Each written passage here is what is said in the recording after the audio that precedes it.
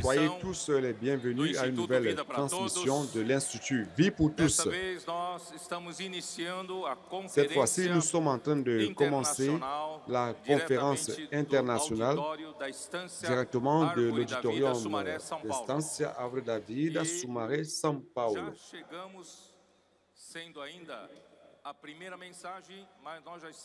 C'est le premier message, mais ça correspond au cinquième message du thème général, l'Évangile de Jean, parole, vie et édification. Le titre du message 5, c'est « La vie était dans la parole et la vie était la lumière des hommes ». La lecture biblique, c'est Jean chapitre 1, des versets 4 à 5.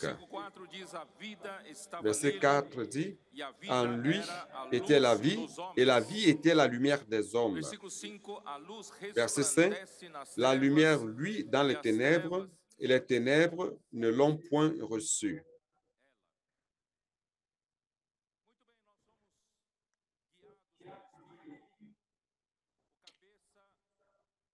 Nous sommes conduits par l'Esprit, la tête c'est Christ, et il nous a amenés à entrer dans les écrits de Jean. Et dès le début, au premier message, l'Esprit a révélé que l'évangile de Jean est relaté comme un aigle, car le Seigneur Jésus est Dieu. Certains, à l'époque de Jean, disaient des hérésies, comme quoi Jésus n'était pas Dieu. Certaines d'autres hérésies disaient qu'il n'était pas un homme, mais notre Seigneur Jésus est le Dieu véritable qui s'est fait homme, qui a vécu sur la terre comme un homme véritable. C'est pour cela que l'évangile de Jean parle de l'aigle, car Dieu est comme un aigle. Exode 19, je voudrais lire cela. Exode 19, lorsque notre Dieu a délivré son peuple d'Égypte, il a dit au verset 4 de Exode 19, « Vous avez vu ce que j'ai fait à l'Égypte et comment je vous ai porté sur des ailes d'aigle et amené vers moi. » Notre Seigneur Dieu est comme un aigle. Il est dans les lieux élevés, il est celui le très haut, il est le sublime qui habite l'éternité. Et il désire amener son Église vers le haut afin de voir les choses telles qu'il les voit. C'est pour cela que l'évangile de Jean, dès le premier message, nous a amenés à faire un voyage vers le haut. Nous voyons dans Apocalypse chapitre 4, on peut lire aussi cela. Apocalypse chapitre 4, ô Seigneur Jésus.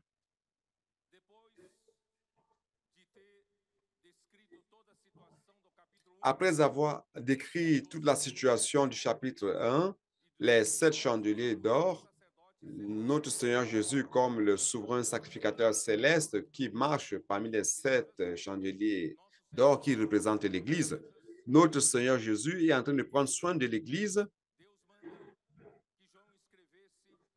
Et Dieu demande à Jean d'écrire 7 lettres aux 7 églises. C'est dans Apocalypse 2 et 3. Et on arrive au chapitre 4, il dit ceci. Après ces choses, je vis, non seulement il y a une porte ouverte dans le ciel, mais aussi la première voix que j'avais entendue, comme le son d'une trompette et qui me parlait, dit « Monte ici, et je te ferai voir ce qui doit arriver dans la suite. » Frère, le Seigneur désire, à partir des écrits de Jean, amener son Église à l'ère de la fin, aux travailleurs de la dernière heure. Il veut nous amener vers le ciel pour monter vers le ciel et voir comment Dieu voit toutes choses par rapport à la situation de la terre. Nous avons une porte ouverte. Le rêve de Jacob, dans Genèse chapitre 28, il a eu un rêve. Il a vu que Dieu vous avait promis de donner la terre sur laquelle il se reposait à lui et à sa descendance. Il s'est réveillé et il a dit que ce lieu est redoutable. C'est la maison de Dieu et la porte du ciel. Et le Seigneur Jésus a dit au dernier verset de Jean 1, allons lire.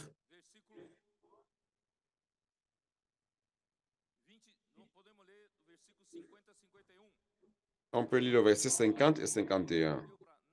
Jésus lui répondit à Nathanaël, « Parce que je t'ai dit que je t'ai vu sous le figuier, tu crois.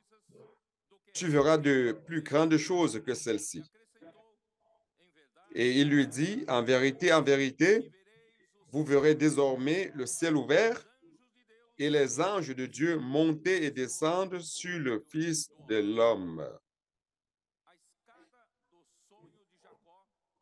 L'échelle du rêve de Jacob, c'est notre Seigneur Jésus-Christ comme Fils de l'homme. Il a fait le lien entre la terre et le ciel. Il est la parole qui s'est faite chair et qui a amené Dieu jusqu'à l'homme ici sur la terre. Mais après qu'il ait vécu une vie humaine parfaite et qu'il est mort d'une mort sur la croix pour notre rédemption, nous rachetant à Dieu et se mettant à notre place par rapport à tout jugement et sentence de Dieu, à la résurrection, il est devenu l'esprit de vérité. Et maintenant, il peut être en tous ceux qui croient en lui. Et de cette manière, il a établi une communication entre la terre et le ciel. L'esprit qui est entré en nous est capable de nous amener vers le haut. C'est capable de nous amener à voir qu'il y a une porte ouverte dans le ciel. Donc, les écrits de Jean ont une fonction principale, d'amener son Église au temps de la fin vers le ciel. Et là, au ciel, retournons à Apocalypse 4. Qu'est-ce qu'il a vu? Qu'est-ce que Jean a vu? Verset 2. Aussitôt, je fus ravi en esprit et voici, il y avait un trône dans le ciel et sur ce trône, quelqu'un était assis. La première chose que nous voyons, que l'Église voit lorsqu'elle est amenée vers le ciel, c'est que dans le ciel, il y a un trône. Dieu désire établir son trône ici sur terre. Le royaume de Dieu ici sur terre a été confondu et la terre a été usurpée par Satan. Mais maintenant, Dieu veut rétablir sa terre à son autorité. Et la première des choses que nous voyons dans le ciel, c'est qu'il y a un trône sur lequel Dieu est assis. Il veut gouverner la terre, il veut rétablir son royaume sur terre. Et pour cela,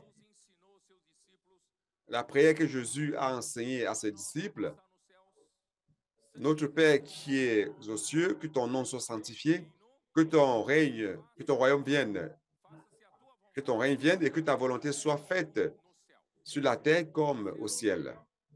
Au ciel se trouve le royaume de Dieu, le règne de Dieu, de son trône, et il n'y a aucun problème à Dieu de faire sa volonté dans le ciel. Mais sur la terre, il ne parvient pas à faire sa volonté. Alors, frère, quelle est notre mission? Quelle est notre responsabilité? C'est de rétablir le royaume de Dieu ici sur terre.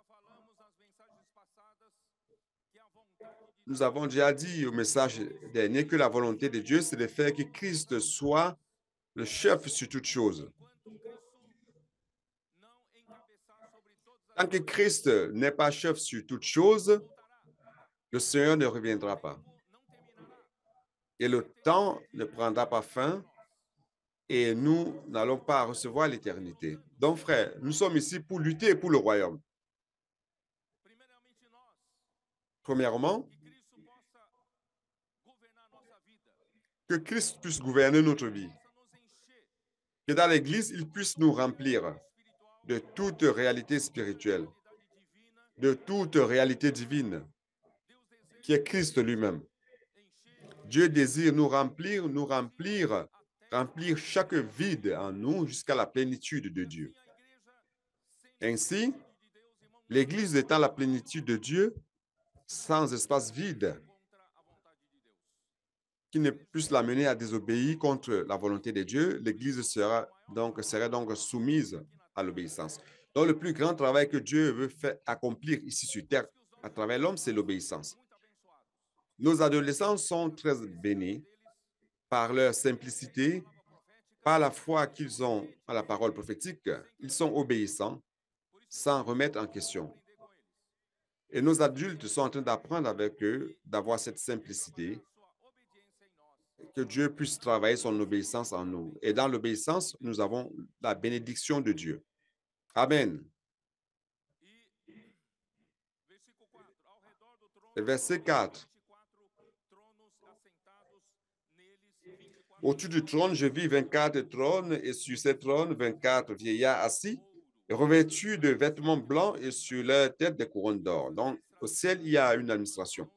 Et cette administration a 24 anciens qui sont autour de Dieu pour l'aider dans l'administration de cet univers. Le ciel n'est pas à l'arrêt. Le ciel n'est pas passif. Le ciel est en pleine activité. Verset 5. Du trône sortent des éclairs, des voix et des tonnerres. Des éclairs, des voix et des tonnerres. Qu'est-ce que cela veut dire? Le trône est en pleine activité. La température est très élevée. Toute agitation est dans une fréquence très élevée. C'est pour cela qu'il y a du feu, des éclairs, des tonnerres, des voix. Frère, ça c'est le scénario dans le ciel. Et devant le trône brûlent 7 lampes de feu, qui sont les 7 esprits de Dieu. Dieu veut il veut brûler la terre, faire brûler la terre par les 7 lampes de feu. Mais Dieu a besoin de la coopération de la terre. Alors, sur qui il peut compter pour coopérer avec lui ici sur terre? Il ne peut compter sur les personnes du monde et encore moins sur toute la chrétienté. Il y a beaucoup de chrétiens que Dieu a sauvés, a régénérés par l'Esprit. Toutefois, il ne peut compter sur eux tous. Mais le Seigneur est en train de monter Sion. Sion, c'est cette partie du peuple de Dieu qui lutte pour le royaume, qui ne vivent pas pour leurs propres intérêts. Frère, nous ne sommes pas ici pour lutter pour nous-mêmes, pour chercher notre propre gloire, ni pour chercher un espace pour une grande œuvre. Mais nous sommes ici pour lutter pour le royaume de Dieu. Ce sont ces petits troupeaux qui ont peu de force, comme l'Église à Philadelphie. Mais par la grâce de Dieu, comme André Miller dit dans son livre « L'histoire de l'Église », que Dieu nous a bénis, il nous a donné un présent merveilleux, c'est que les trésors de la parole prophétique ont été ouverts à cette Église. Cette Église qui a peu de force, mais à qui Dieu a ouvert les trésors de la parole prophétique. Celui qui fait l'œuvre, c'est quoi? C'est la parole prophétique. Nous n'avons pas la capacité, car l'Église à Philadelphie a peu de force. Mes frères, nous ne renions pas le nom du Seigneur et nous gardons la parole du Seigneur. Cette parole, c'est la parole prophétique dont a parlé André Muller. C'est pour cela que nous sommes bénis durant ces 3-5 ans. Le Seigneur a beaucoup avancé parmi nous. Et peu à peu, le Seigneur est en train de nous amener vers le rythme du ciel. Le Seigneur doit mettre les 4 êtres vivants en activité. Les 4 êtres vivants d'Ézéchiel chapitre 1 qui sortent du milieu des nuées pleins de feu, d'éclairs, de tonnerre, un métal brillant rempli d'énergie. Ces 4 êtres vivants ont le Seigneur Jésus et son Église. Représentent le Seigneur Jésus et son Église. Et le Seigneur compte sur eux. Je crois que je suis en train de parler avec ces personnes-là ici. Le Seigneur peut compter sur vous. Pour cela, frère, chaque fois plus, la terre est en train d'entrer dans le rythme du ciel. Si le ciel est en pleine activité, frère, la terre aussi est en train d'entrer en pleine activité. Et nous sommes en train d'apprendre vraiment avec nos jeunes, nos adolescents, avec nos enfants. Ils sont simples, ils n'ont pas peur, n'est-ce pas? Ils sont très obéissants, ils font la transcription de la parole, ils prennent cela au sérieux, ils croient en la parole et le Seigneur est en train de les bénir extrêmement. Nos troupes. Le Seigneur est aussi en train de bénir les jeunes qui sont en train de commander les troupes, qui sont en train d'aider ces troupes. Aujourd'hui, dans la salle de communion avec les coopérateurs, frères, nous avons écouté des témoignages merveilleux, je ne pourrais vous les compter ici. Et cela se produit dans chaque région sur cette terre. De grandes choses que le Seigneur est en train de faire. Mais, frères, allons accorder de la valeur à ces enfants. Ils sont le trésor, le bijou du Seigneur. Non seulement nous les utilisons comme des outils d'expansion, mais nous devons prendre soin d'eux avec tendresse et amour. Frères,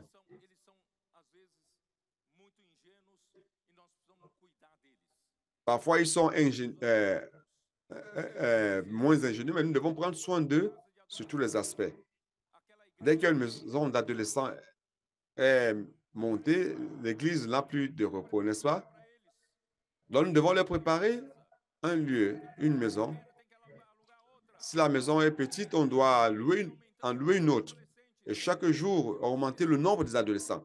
Frère, ils vont dans les rues, ils apportent 10, 20, 30 adolescents.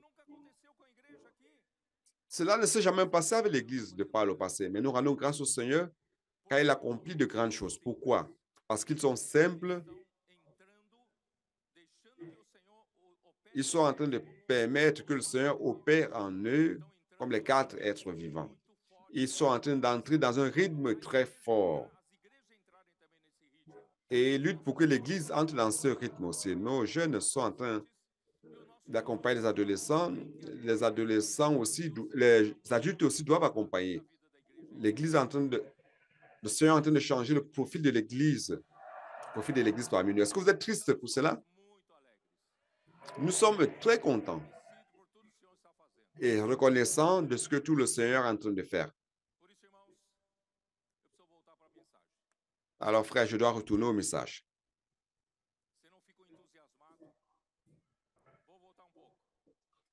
Si vous n'êtes pas enthousiasmé, je vais retourner un peu. Allons dans l'Évangile de Jean, chapitre 1. Au commencement était la parole, et la parole était avec Dieu, et la parole était Dieu. J'ai déjà parlé de cela dans les messages antérieurs. Lorsqu'il est dit qu'au commencement était la parole, cela montrait que la parole avait son existence déjà dans l'éternité, n'est-ce pas?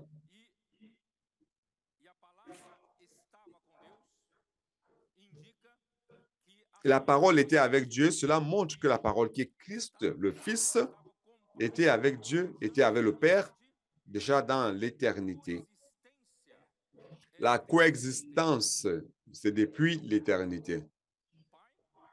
Donc le Père, le Fils coexistent dans l'éternité. Et la troisième phrase, et la parole était Dieu. Cela montre que le Fils et le Père, c'est le même Dieu. Non seulement ils coexistent, mais ils sont un dans l'autre, n'est-ce pas? J'ai montré cela dans Jean chapitre 14. Jésus a dit, tu ne crois pas que je suis dans le Père et que le Père est en moi? Et Jean 17, il dit, je suis, le Père et moi, nous sommes un. Je suis dans le Père et le Père est en moi. Et nous voudrions que vous aussi, que vous soyez dans cette unité. C'est ce que Dieu est en train de faire parmi nous. Je n'ai pas le temps d'expliquer cela de plus. J'en ai déjà parlé. Donc, il était au commencement avec Dieu. Christ était au commencement avec Dieu. Et toutes choses ont été faites par son intermédiaire. Et sans lui, rien de ce qui a été fait n'aurait été fait. Donc, frère, lorsque Dieu ouvre la bouche, la parole sort. Dieu le Père ouvre la bouche, Christ sort. Et lorsque la parole sort, la parole fait la création, la parole fait l'œuvre de Dieu. Frère, aujourd'hui, ce n'est pas différent. Aujourd'hui, lorsque Dieu ouvre la bouche, la parole sort. Et lorsque la parole prophétique vient jusqu'à nous, lorsque nous croyons en la parole prophétique, cette même parole qui est Christ fait l'œuvre de Dieu. Il a fait cela durant ces dernières années parmi nous. J'ai déjà parlé de cela, mais maintenant,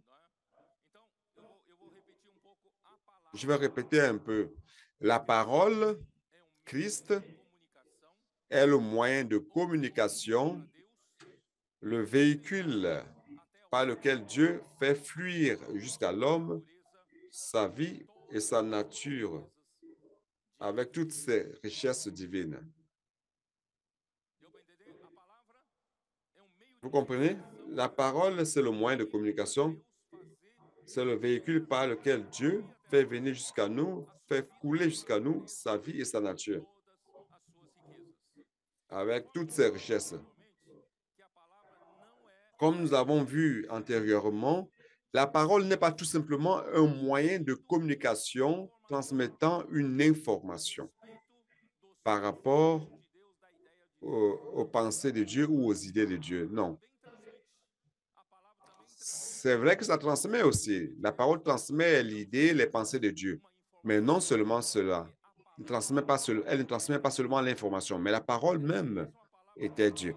Donc cette parole qui est un véhicule de communication est Dieu lui-même. La parole était Dieu, donc elle apporte vers l'homme Dieu lui-même.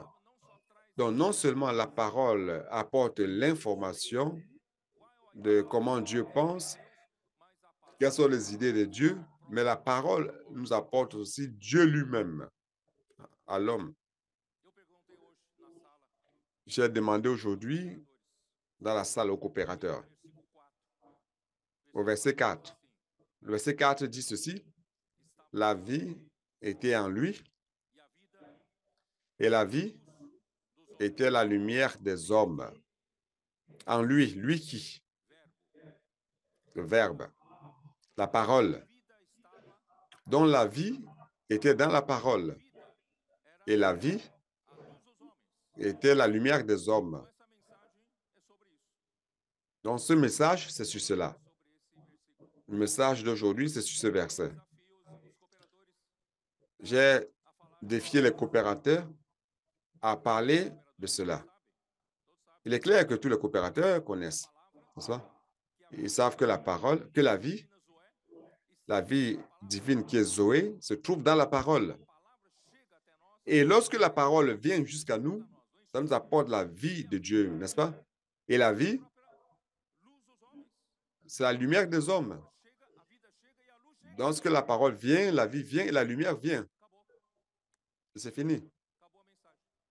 Le message est fini.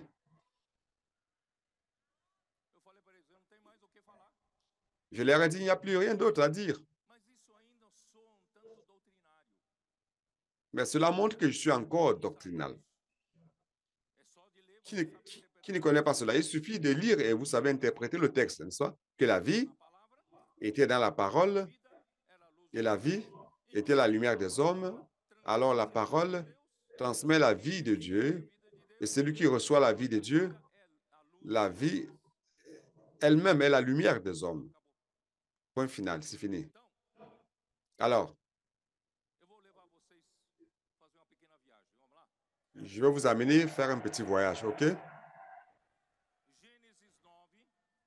Genèse 9.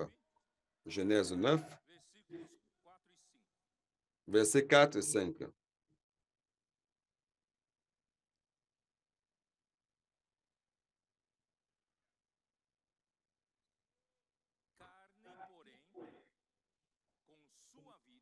Seulement, vous ne mangerez point de chair avec son âme, avec son sang. Sachez-le aussi, je redemanderai le sang de vos âmes, je le redemanderai à tout animal, et je redemanderai l'âme de l'homme à l'homme qui est son frère. Où est-ce que je vais en venir avec ces deux versets? Je voudrais vous dire, frères, que pour Dieu, c'est pour cela que dans la diète du peuple d'Israël dans l'Ancien Testament, le peuple d'Israël ne pouvait pas manger du sang. Parce que pour Dieu, la vie se trouve dans le sang. La vie se trouve dans le sang. Et le sang, c'est la vie. Que ce soit dans l'animal ou dans l'homme. Allons continuer. Lévitique 17.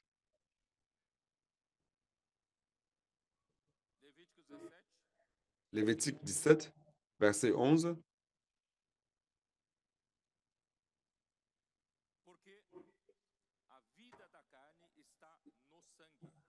Car l'âme de la chair est dans le sang.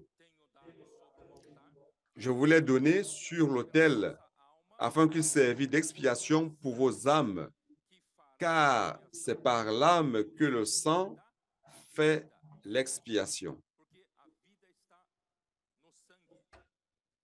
Car la vie se trouve dans le sang.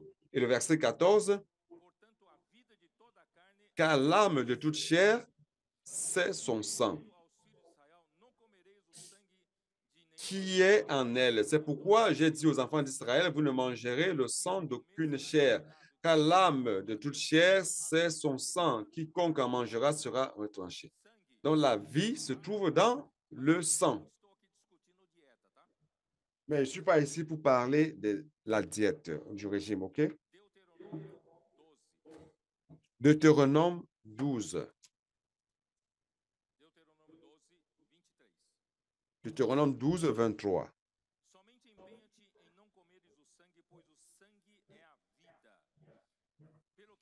Seulement garde-toi de manger le sang, car le sang, c'est l'âme ou la vie. Et tu ne mangeras pas l'âme avec la chair, donc la vie avec la chair. Juste pour renforcer cela. Maintenant, retournons un peu tout près de nous à Jean chapitre 6.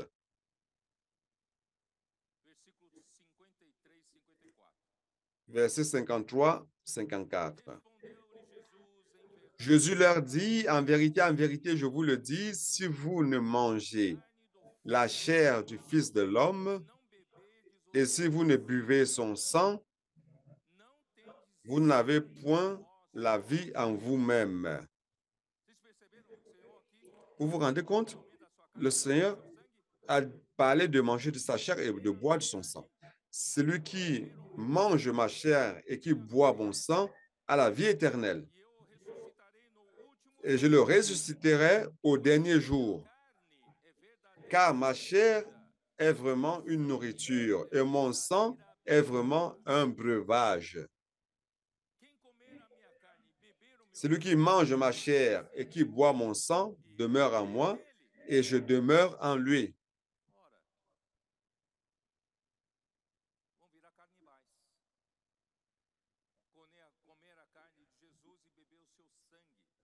Manger la chair de Jésus et boire de son sang pour avoir la vie éternelle. C'est pour cela, frère, que beaucoup de Juifs ont trouvé que ce discours est dur, car il n'était pas facile de comprendre.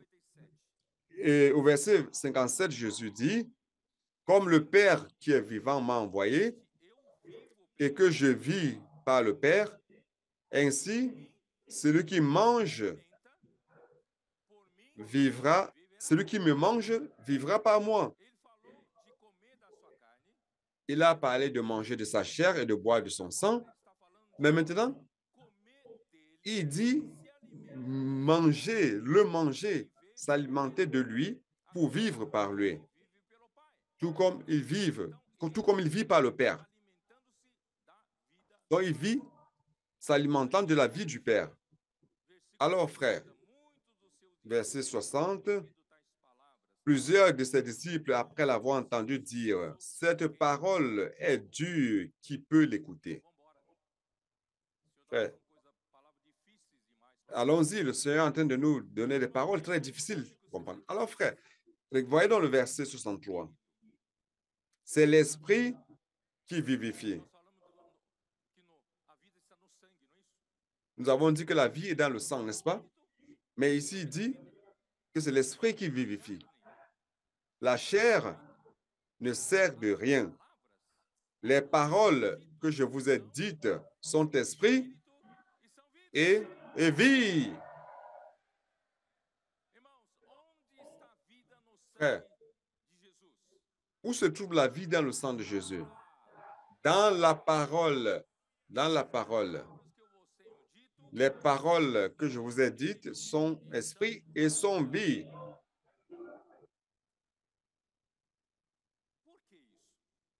Pourquoi cela? Pourquoi Jésus fait référence à cela? Frère,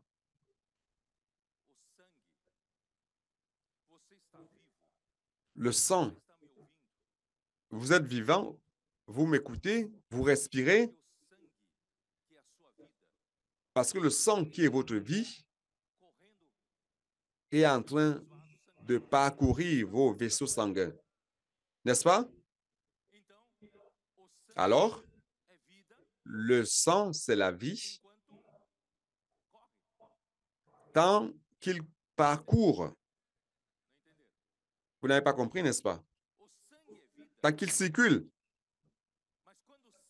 Le sang, c'est la vie, mais lorsque le sang arrête de circuler, c'est la mort.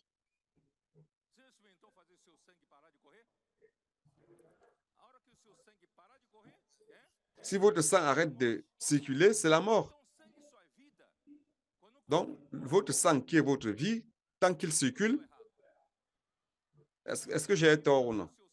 Vous êtes vivant parce que votre sang est en train de circuler.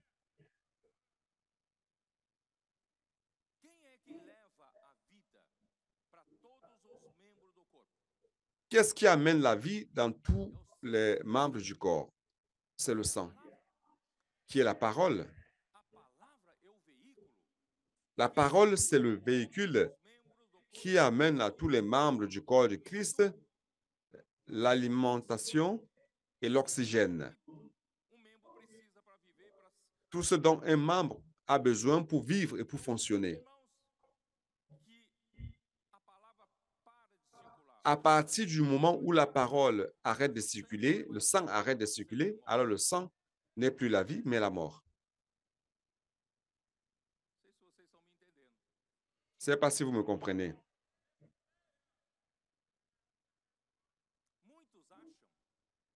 Beaucoup pensent, frères, que la parole de la Bible, comme doctrine, est vie.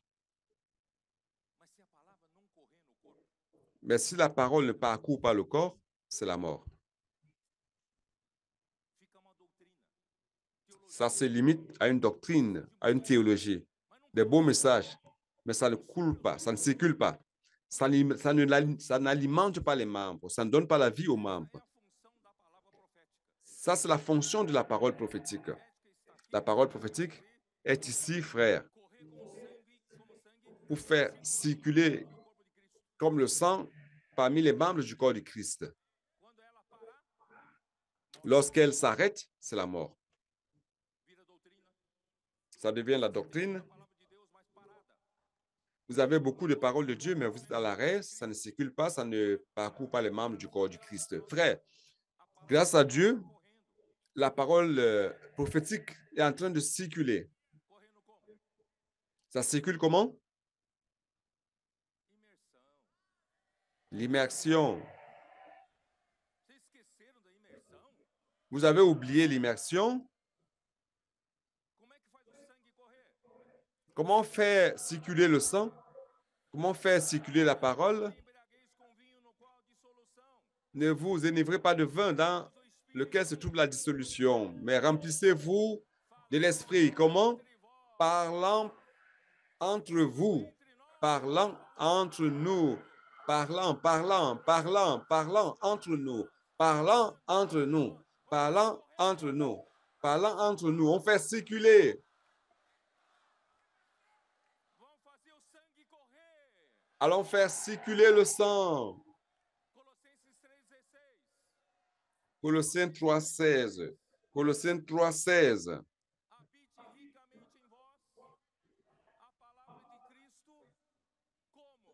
Que la parole de Christ habite parmi vous abondamment. Comment? Instruisez-vous, exhortez-vous les uns les autres.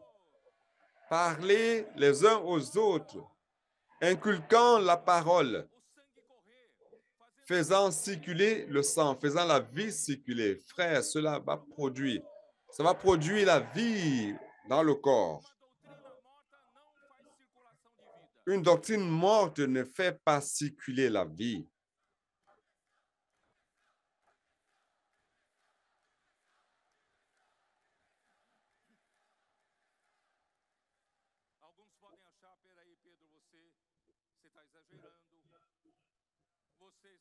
Certains peuvent penser que vous êtes en train d'exagérer, que vous voulez amener les choses vers votre interprétation. Allons-y dans la première épître de Jean. Allons-y.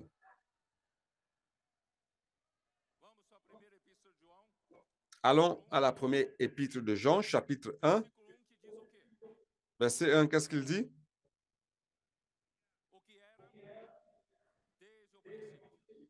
Ce qui était dès le commencement, ce que nous avons entendu, ce que nous avons vu de nos yeux, ce que nous avons contemplé et que nos mains ont touché, c'est par rapport à quoi?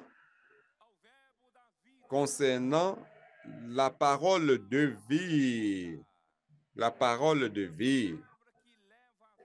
C'est la parole qui mène à la vie. C'est la parole qui circule dans le corps. La parole qui produit la vie. Ce n'est pas une parole morte. Ce n'est pas une parole d'une théologie, mais une parole vivante qui produit la vie, qui circule dans le corps. Ok, ça va. Je suis en train d'exagérer. Alors, donc, continuons. Car la vie a été manifestée et nous l'avons vue et nous lui rendons témoignage. Et nous vous annonçons quoi? La vie éternelle qui était auprès du Père et qui nous a été manifestée. Qu'est-ce qui a été manifesté? Qu'est-ce qui leur a été manifesté? Qui est-ce qui leur a été manifesté? C'est Christ. Christ leur a été manifesté comme vie éternelle. Il est venu comment? Comme parole, parole de vie. La parole de vie. OK? Jusqu'à là? Vous pouvez encore douter. Allons au verset suivant.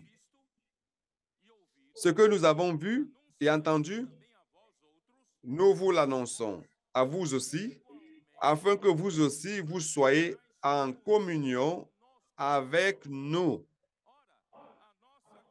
Or, notre communion est avec le Père et avec son Fils Jésus-Christ. C'est quoi la communion? C'est quoi la communion?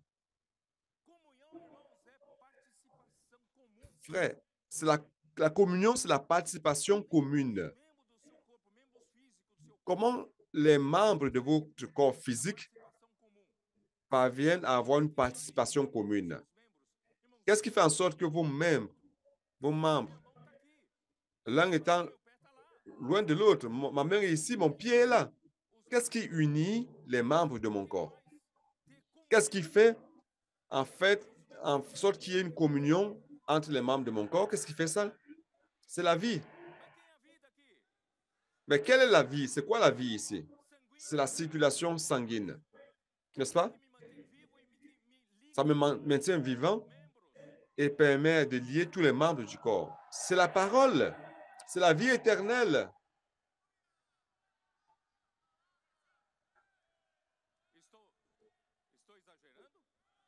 Je suis en train d'exagérer? Frère, ça, c'est la valeur de la parole prophétique que Satan attaque tellement. Il n'a pas peur que vous connaissiez tout simplement la doctrine biblique, mais il a peur lorsque la parole circule. Et la parole est en train de circuler. Ça circule. C'est pour cela que nos adolescents, frères, personne ne sait expliquer cela.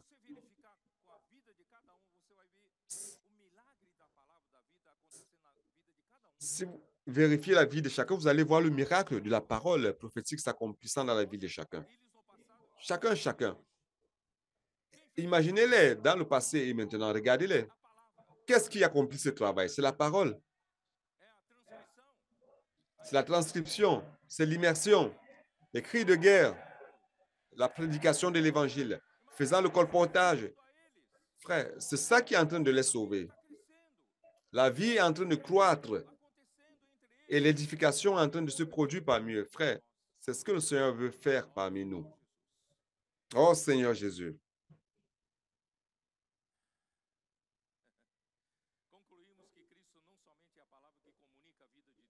Nous avons conclu que non seulement Christ est la parole qui communique la vie de Dieu aux hommes, mais il est la vie éternelle que l'homme reçoit à travers la parole. Dieu veut donner sa vie à l'homme. Mais s'il n'est pas préparé, s'il n'avait pas préparé un récepteur, alors je vais parler maintenant du récepteur ou d'un récipient qui est capable de recevoir sa vie, ça ne servirait à rien. De la préparer Christ dans l'éternité comme parole, comme vie. Et vous savez pourquoi Dieu a préparé Christ comme parole, Christ comme la vie éternelle même? C'est parce que Dieu avait déjà dans son projet de créer l'homme. Ça servirait à quoi que notre Dieu, étant un Dieu très riche, un Dieu qui est donneur, un Dieu qui fournit, qui est le fournisseur de tout ce que vous pouvez imaginer. Il est un Dieu donneur, un Dieu qui est tout. Mais ça saurait servir à quoi d'être tout cela et sans avoir personne pour recevoir toute cette richesse? Il veut donner toute sa richesse. Donc, frère, Dieu devait donc créer l'homme. Comment? Comme son réceptacle pour jouir de tout ce que Dieu est. Donc, frère, comment Dieu a créé l'homme? Genèse 1, 26 à 28 dit que Dieu a créé l'homme selon son image et sa ressemblance, afin que, premièrement, il soit fécond, qu'il se multiplie sur la terre, mais principalement qu'il puisse dominer la terre, n'est-ce pas? Mais comment a-t-il créé l'homme? Genèse 2, 7. Je dois parler encore de cela. Puis-je parler encore de cela? Allons-y. Genèse 2, 7. Seigneur Jésus. Peu importe, si je ne parviens pas à terminer le message, ce n'est pas grave. Après, je pourrai continuer plus tard. Mais je dois me décharger de cette charge. Genèse 2, 7. L'Éternel, Dieu forma l'homme de la poussière de la terre. Il souffla dans ses narines un souffle de vie et l'homme devint un être vivant. Donc, dans la création de l'homme, vous voyez déjà ce que Dieu voulait. Dieu a formé de la poussière de la terre, de la boue qui existait sur terre, le corps de l'homme. Ce corps a été fait de la poussière de la terre. Pourquoi? Parce que Dieu avait créé les cieux, Dieu avait créé la terre, et enfin, il a créé l'homme afin que l'homme vive sur la terre, parmi la création qu'il avait faite. OK? Donc, il devait mettre l'homme dans la dimension de la création. Et la dimension de la création qu'il a faite, c'est dans la création, dans la dimension du temps et de l'espace. Nous sommes dans la dimension physique. Nous sommes dans la dimension du temps et de l'espace. Nous ne sommes pas dans la dimension de Dieu qui habite l'éternité. C'est pour cela que Jean veut nous amener vers une autre dimension, la dimension de l'éternité. Mais Dieu voulait il voulait nous créer un corps fait de la poussière de la terre afin que nous puissions, à partir de ce corps, vivre ici sur terre pour que Dieu puisse accomplir sa volonté ici sur terre à travers nous. Seulement, lorsqu'il a créé de la poussière de la terre le corps de l'homme, l'homme n'était pas encore vivant. C'était un corps sans vie, inerte. Et qu'est-ce que Dieu a fait? Dieu a soufflé. Il a soufflé dans ses narines le souffle de vie. C'est quoi le souffle de vie?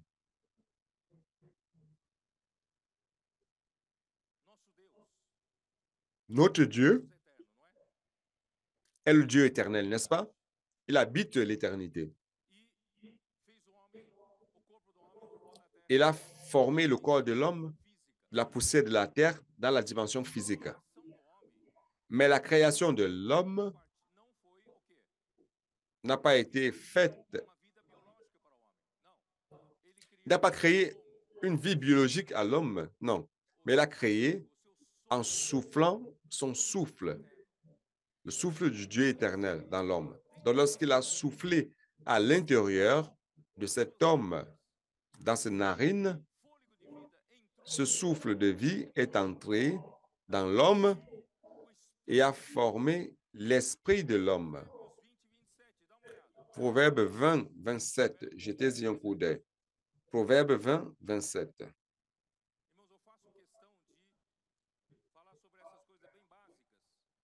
Je veux parler de ces choses bien basiques, principalement pour nos adolescents.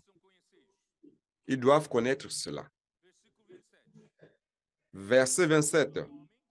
Le souffle de l'homme ou l'esprit de l'homme, c'est la lampe de l'Éternel. Il pénètre jusqu'au fond des entrailles. Donc l'esprit de l'homme, c'est dans la partie la plus intime de notre corps humain, là à l'intérieur.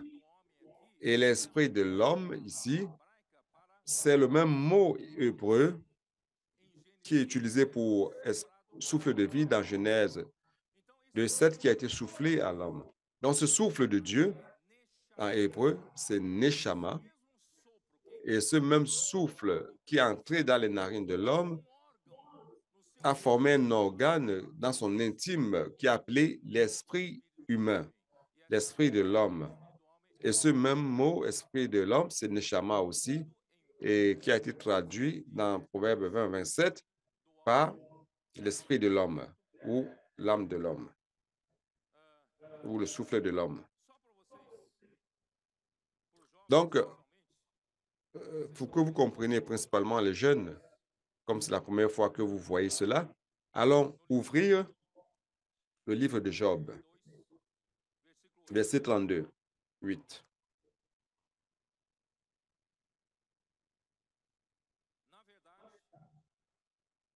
Job 32, 8. Mais en réalité, dans l'homme, c'est l'esprit, le souffle du Tout-Puissant qui donne l'intelligence.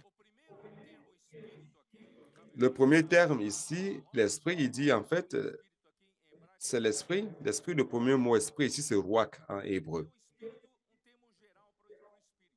qui est un terme générique pour désigner l'esprit. Donc, il dit l'esprit de l'homme et le souffle du Tout-Puissant. Ici, le souffle, c'est Neshama, qui en fait, c'est la même chose. Mais Neshama, c'est un souffle spécifique qui est entré en l'homme, qui est en fait l'esprit. Donc, en fait, c'est l'esprit de l'homme et le souffle du Tout-Puissant qui lui donne l'intelligence. Donc, l'homme, la science appelle l'homme animal rationnel. Donc, ce qui nous rend sages, c'est l'esprit. que Dieu a soufflé à l'intérieur de nous. Job 33, 4. L'Esprit de Dieu m'a créé et le souffle du Tout-Puissant m'anime ou me donne la vie. Donc, l'Esprit de Dieu ici, c'est Ruach. Et le souffle du Tout-Puissant, c'est Neshama. Il peut être utilisé sous une forme alternative. Lorsqu'on parle de souffle, c'est ce souffle qui est entré en nous et qui me donne la vie ou qui m'anime. Donc, en fait, vous êtes vivant, non seulement parce que votre corps est en ordre, la santé biologique de votre corps est en ordre, non seulement cela. Vous êtes vivant grâce à l'esprit que Dieu a mis en vous. Vous le saviez, oui ou non? Vous ne croyez pas, n'est-ce pas? Allons-y. Allons dans Job 34, verset 14. S'il ne pensait qu'à lui-même, c'est-à-dire Dieu, s'il retirait à lui son esprit et son souffle, son esprit ici c'est Ruach et souffle c'est Neshama, si Dieu voulait recueillir, retirer le souffle de vie qu'il a soufflé en l'homme et ramener cela en lui, vous le savez, au même moment, nous tous ici, nous allons tous tomber, sans vie. Vous le saviez, oui ou non? Si cette nuit, Dieu faisait cela, il retirait à lui l'esprit qu'il a mis en l'homme, nous allons mourir sur le coup.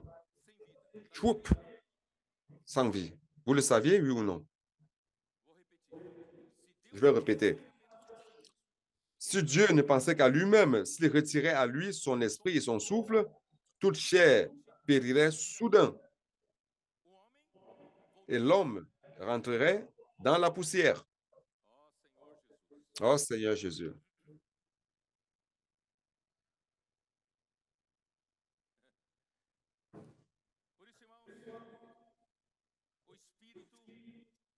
C'est pour cela, frère, que l'esprit que Dieu a créé en l'homme est éternel. Car notre Dieu est éternel. Le souffle qui sort de lui est éternel. Genèse 21, 33. Genèse 23, 21, 33.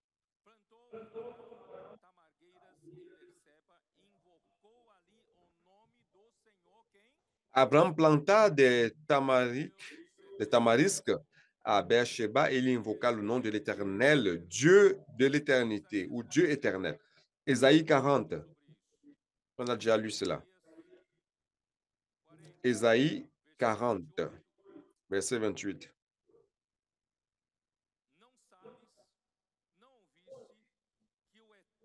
Ne le sais-tu pas, ne l'as-tu pas appris que le Dieu de l'éternité, l'Éternel qui a créé les extrémités de la terre, ne se fatigue point, ne se lasse point, on ne peut sonder son intelligence. C'est un Dieu éternel. Romains 16, 26. Romains 16, 26.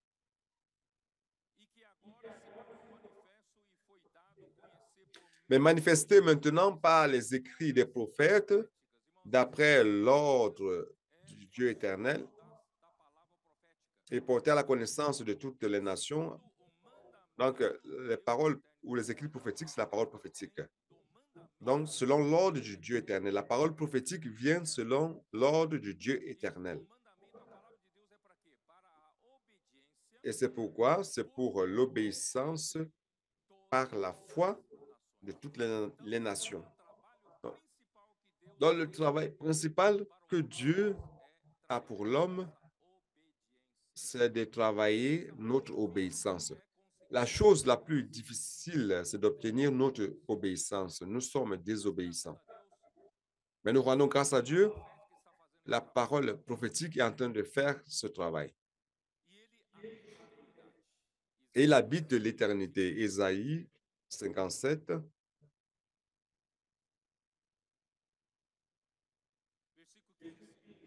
Verset 15.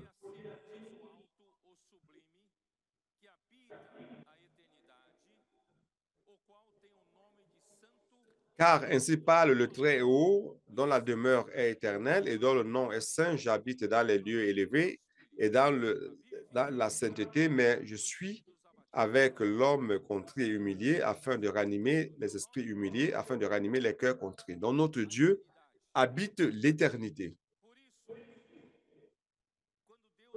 C'est pour cela que lorsque Dieu a créé en nous l'esprit humain et que l'homme a commencé à devenir une âme vivante, oh Seigneur Jésus, vous savez pourquoi? Parce que Dieu a voulu donner une âme à chacun de nous. Saviez-vous qu'il n'existe pas deux âmes égales? Il y a les gens qui disent ça, c'est mon âme jumelle. Frère, il n'existe pas deux âmes égales. Dieu a fait de nous, chacun a une âme différente de l'autre. Vous êtes une pièce unique. C'est pour cela que vous êtes très important pour Dieu. Parfois, vous pouvez vous dire, ah, pourquoi vous êtes comme cela? C'est parce que Dieu vous a créé comme cela. À travers le travail du Christ, à travers le sang qui circule parmi nous, à travers la parole prophétique, Dieu est en train de nous transformer, faisant en sorte que chaque âme différente soit soumise à l'autorité de Christ et faisant, frère de l'Église, un grand orchestre bien ajusté. Christ est celui qui commande cet orchestre merveilleux. Dieu a une infinité d'âmes différentes, mais toutes sont sous l'autorité de la tête. Ça, c'est la multiforme sagesse de Dieu qu'il est en train de faire avec son Église. C'est merveilleux. Donc, l'âme de chacun, c'est sa personnalité, ce sont ses caractéristiques que chacun a et que Dieu va préserver. Dieu ne va pas enlever votre caractéristique, mais Dieu va enlever tous les vides en vous, toute rébellion, toute désobéissance. Il va vous mettre sous l'autorité de Christ. Vous savez, tout cela, c'est pourquoi, frère? C'est pour que Dieu, Éphésiens 1, 9, 10, le mystère de sa volonté, c'est de faire que Christ soit chef sur toutes choses, tant celles qui sont dans le ciel que sur la terre. Alors, comment il va faire cela? Il va, pour recevoir cela, pour réussir cela, Dieu a donné Christ à l'Église, qui est son corps. Frère, c'est pour cela que nous sommes un corps. Vous savez que pour que la parole puisse fonctionner comme sang pour nous donner la vie, nous devons vivre la vie du corps. Si chacun s'enferme dans la chambre et dit la Bible pour prier le Seigneur, cette vie ne circule pas parmi nous. Dieu a besoin de la vie du corps. C'est pour cela que nous sommes insérés dans le corps. Dans la vie du corps, à travers l'immersion dans la parole, à travers le fait d'inculquer la parole, parlant parmi nous, et cette vie est en train de circuler. Et en circulant, qu'est-ce qu'elle produit? Croissance et édification. Oh Seigneur Jésus. Et Dieu, enfin, va faire de son Église la plénitude de celui qui remplit tout en tous. Premièrement, Christ doit remplir l'Église, remplir jusqu'à la plénitude de Dieu. Et après, il va utiliser l'Église. Pourquoi? Pour que l'Église soit la plénitude de celui qui va remplir non seulement l'Église, mais remplir toutes choses. Je ne sais pas si vous avez compris. Mais si vous n'avez pas compris, ce n'est pas grave. Frère, c'est pour cela qu'Ecclésiaste chapitre 3, verset 11, Ecclésiaste 3, 11. Il y a longtemps de cela, j'ai parlé de cela. Verset 11 dit, « Il a fait toutes choses bonnes en son temps. Même, il a mis dans leur cœur la pensée de l'éternité. Bien que l'homme ne puisse pas saisir l'œuvre que Dieu a faite du commencement jusqu'à la fin. Vous ne pouvez pas saisir l'œuvre que Dieu a faite. Donc, vous savez que l'homme est la seule créature qui a l'éternité dans le cœur. Le saviez-vous, oui ou non? Lorsque vous mourrez, quelle est la partie qui meurt? Lorsque vous mourrez, c'est votre corps qui meurt. Lorsque votre corps va mourir, votre esprit et votre âme ne meurent pas. Parce que c'est Dieu qui a mis l'éternité dans votre cœur.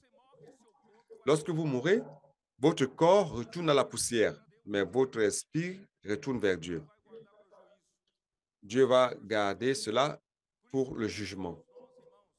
C'est pour cela que nous tous, nous avons l'éternité dans le cœur. Nous sommes éternels. Il n'y a que ce corps qui n'est pas éternel. Notre esprit, notre âme sont éternels. Oh Seigneur Jésus.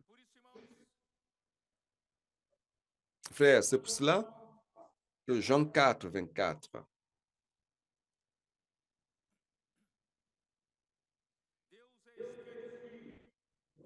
Dieu est esprit. Il importe que ceux qui l'adorent, l'adorent en esprit et en vérité. C'est pour cela, frère, que Dieu a créé en nous l'esprit, parce que Dieu est esprit. Dieu désire que l'homme soit le réceptacle. L'esprit et l'âme de l'homme puissent devenir des réceptacles du Dieu donneur. Dieu veut se donner à nous. Et pour cela, pour que l'homme puisse le recevoir, il faut une nouvelle naissance, une naissance de l'esprit. Jean chapitre 3, jetez un coup d'œil. Jean 3, verset 5 au verset 3. Jésus lui répondit, en vérité, je te le dis, si un homme ne naît de nouveau, il ne peut voir le royaume de Dieu. Verset 5, Jésus répondit, en vérité, je te le dis, si l'homme ne naît d'eau et d'esprit, il ne peut entrer dans le royaume de Dieu. Ce qui est né de la chair est chair, et ce qui est né de l'esprit est esprit. Ne t'étonne pas quand je t'ai dit, ne t'étonne pas que je t'ai dit qu'il faut que vous naissiez de nouveau. Vous savez c'est quoi naître de nouveau? En grec, naître de nouveau, c'est naître d'en haut. Qui est-ce qui est né d'en haut? C'est pour cela que lorsque l'Esprit nous invite en disant « monte ici », vous n'allez pas trouver étrange ce que vous allez voir là-haut, parce que vous êtes né de là-haut. Le jour où vous avez été régénéré, vous avez cru en Jésus, Dieu vous a fait naître d'en haut. Et celui qui est né de l'Esprit est esprit. Oh Seigneur Jésus. Et ce qu'il veut faire, frère, lorsque Dieu va nous glorifier dans la pleine filiation, Romains 8, Seigneur Jésus. Romains 8.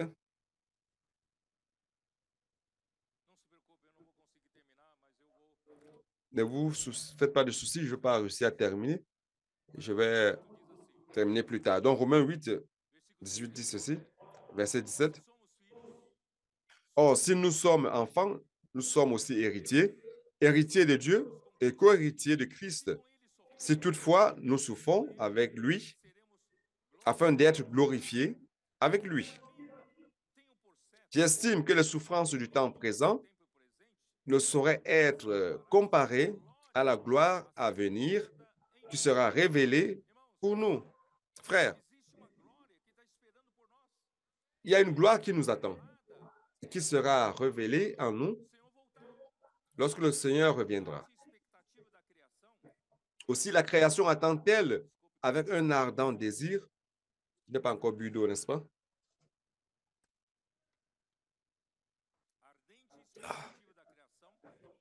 Aussi, la création attend-elle avec un ardent désir la révélation des fils de Dieu?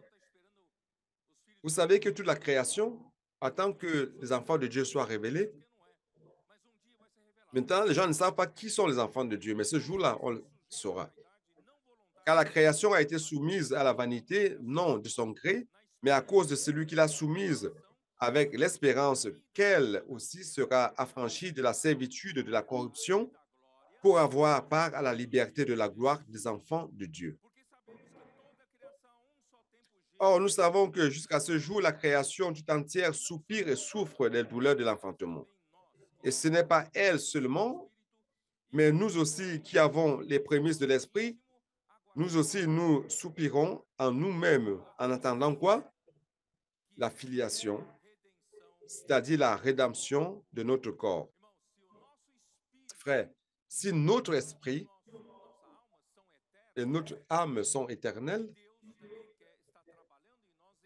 et que Dieu est en train de travailler en nous, nous remplissant de la réalité de Christ, remplissant notre âme, un jour, non seulement Christ va réussir à remplir notre âme de toute la réalité de Dieu, mais ce corps mortel sera aussi remplacé par un corps de gloire. Ainsi, à l'avènement du Seigneur, la rédemption de notre corps se produira. Ce corps sera remplacé par un corps de gloire, un corps éternel. Et jamais plus, frère, nous n'irons à l'hôpital, chez le dentiste, acheter des médicaments à la pharmacie. Nous n'aurons plus besoin de cela. Nous allons recevoir un corps de gloire.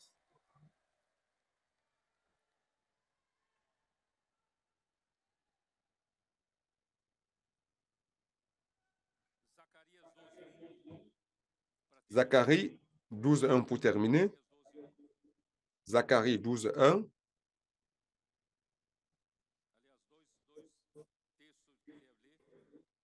Il y a deux textes que je voudrais lire. Zacharie 12:1.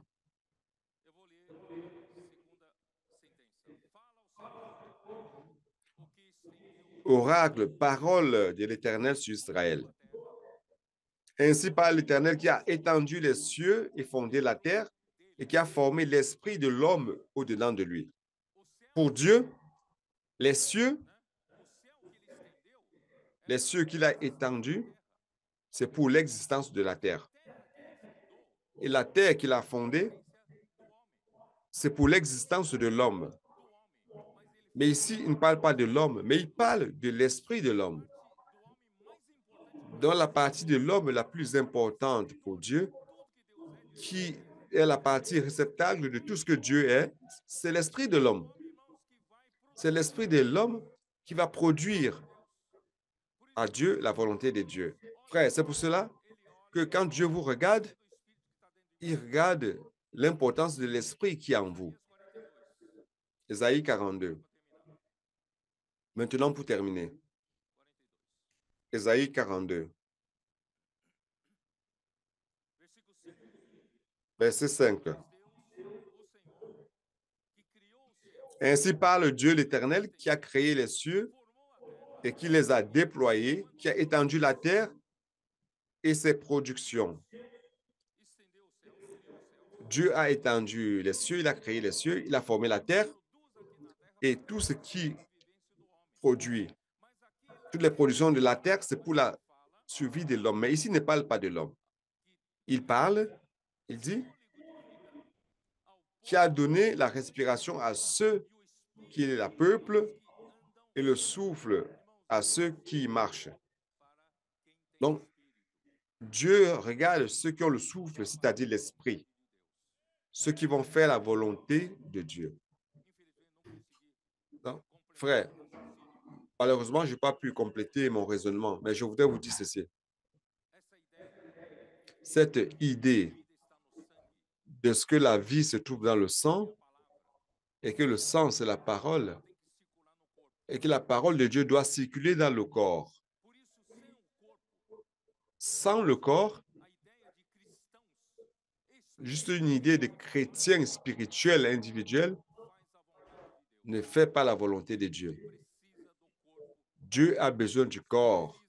Dieu veut que sa parole puisse circuler comme vie entre les membres du corps pour faire la volonté de Dieu, c'est-à-dire faire que Christ soit chef sur son Église, sur son corps, et à travers l'Église, être chef sur toutes choses.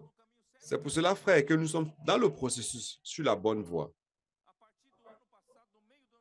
À partir de l'année dernière, au milieu de l'année dernière, le Seigneur nous a donné l'immersion dans la parole. Et cette année, le Seigneur a confirmé cela avec Deutéronome chapitre 6. Le secret du peuple d'Israël pour faire la volonté de Dieu, c'est d'inculquer la parole dans leur cœur. Et il ne s'agit pas de vivre une vie chrétienne isolée. Nous devons vivre une vie du corps.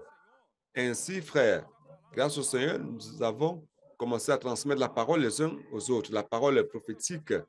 Nous avons commencé à faire l'immersion. Et qu'est-ce qui s'est passé, frère? De grandes choses se sont passées parmi nous. Le Seigneur va accomplir sa volonté maintenant parmi nous. Parce que la vie est en train de circuler dans le sang. Et le sang, je ne sais pas si vous le savez, Jean dit, qu'est-ce qu'il dit? C'est comment? Il nous a dit ces choses afin que nous maintenions la communion avec eux, avec les apôtres. Pourquoi les apôtres? À cause de la parole prophétique. Frère, la communion entre les membres, que les membres du corps du Christ maintiennent le sang qui circule, ce n'est pas la parole prophétique. Si vous enlevez l'apôtre Jean dans son époque, il n'y aurait pas cette circulation de sang. Il n'y aurait pas de parole prophétique circulant. Donc nous rendons grâce à Dieu car Dieu a placé l'apôtre Jean. Et il dit notre communion, ce n'est pas d'avoir une communion seule. Nous sommes tout simplement un canal afin que vous ayez une communion avec qui? Avec le Père, son Fils Jésus-Christ. Donc, cette parole prophétique est en train de circuler parmi nous comme un sang. C'est pour nous maintenir dans la communion de la parole prophétique. En fait, notre communion, c'est avec qui? C'est avec le Père et son Fils Jésus-Christ. Ainsi, frère, nous allons faire la volonté de Dieu. Vous croyez en cela, frère? Je suis très content pour cette révélation. C'est une grande lumière. La vie. Le sang à l'arrêt, c'est la mort. Mais un sang qui circule, c'est la vie. Et ça va produire la volonté de Dieu. Que Dieu vous bénisse. Amen.